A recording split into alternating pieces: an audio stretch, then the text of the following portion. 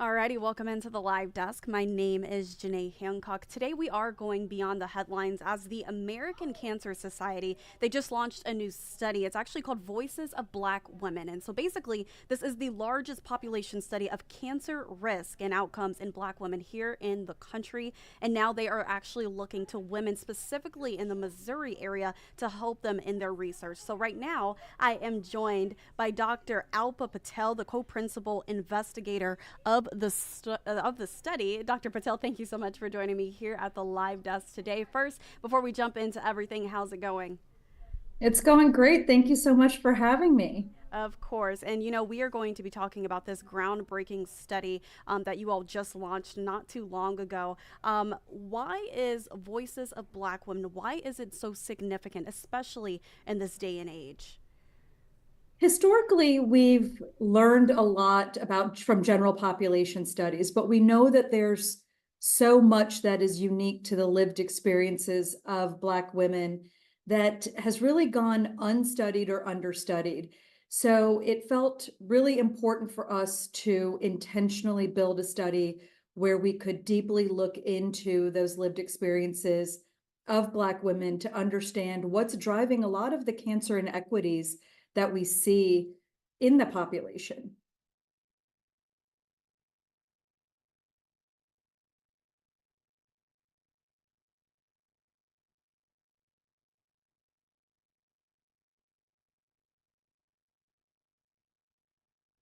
I can't hear you.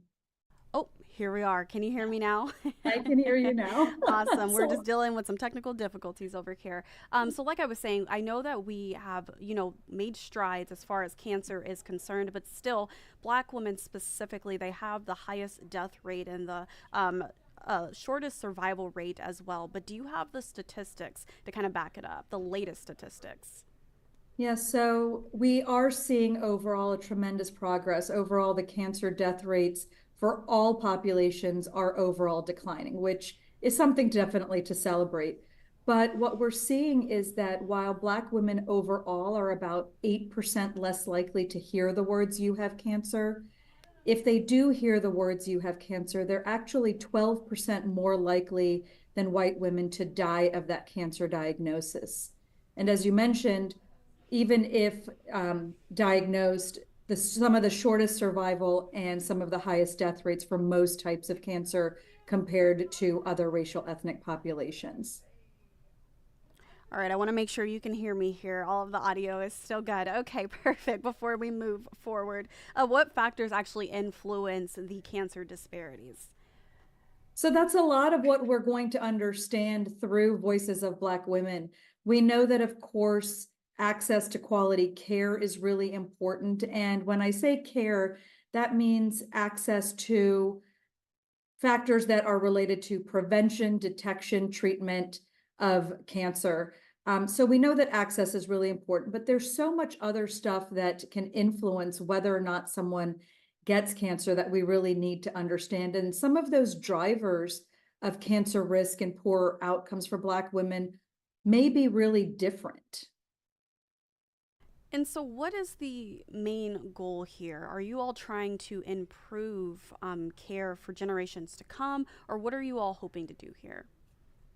So we're hoping to engage 100,000 women across the country, of course, looking for a large number of women from Missouri to partner with us, providing information about lived experiences, about your lifestyle and behaviors, medical and family history, but also give us information about other things like your healthcare access, answering questions about things like caregiving, racism and discrimination, so many other topics that may uniquely affect Black women.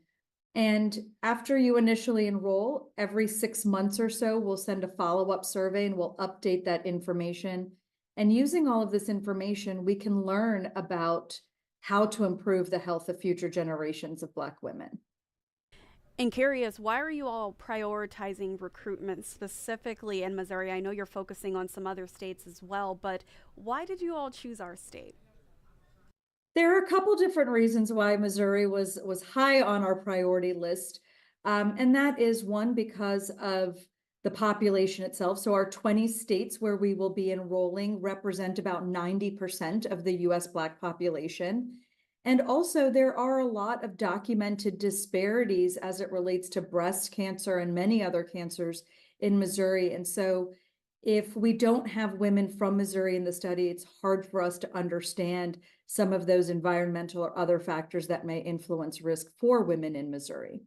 And for our viewers that are just now joining us, kind of walk us through what that process looks like and exactly what they need to do in order to be a part of this new study.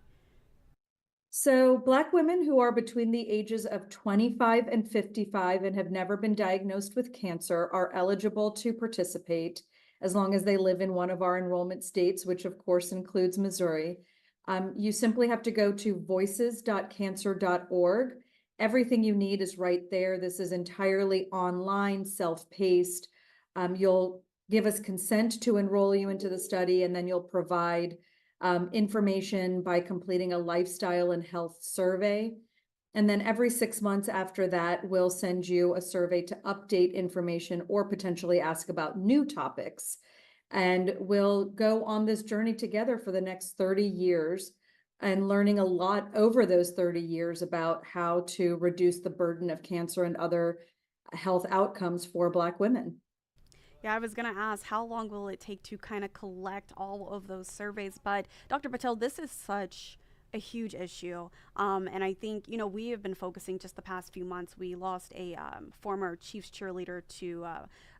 She was pregnant and she lost her baby and she happened to pass away as well. So we have been focusing on that, but we also need to focus on this and it's related to cancer. Is there anything else that you would like to touch on that I have not asked you and you want our viewers to know? I think it's really important to think about the why of this study. We have documented the inequities as it relates to cancer in so many health conditions for Black women. And this study really puts us in a position to start solving and finding answers in terms of how we can effectively intervene and change the future.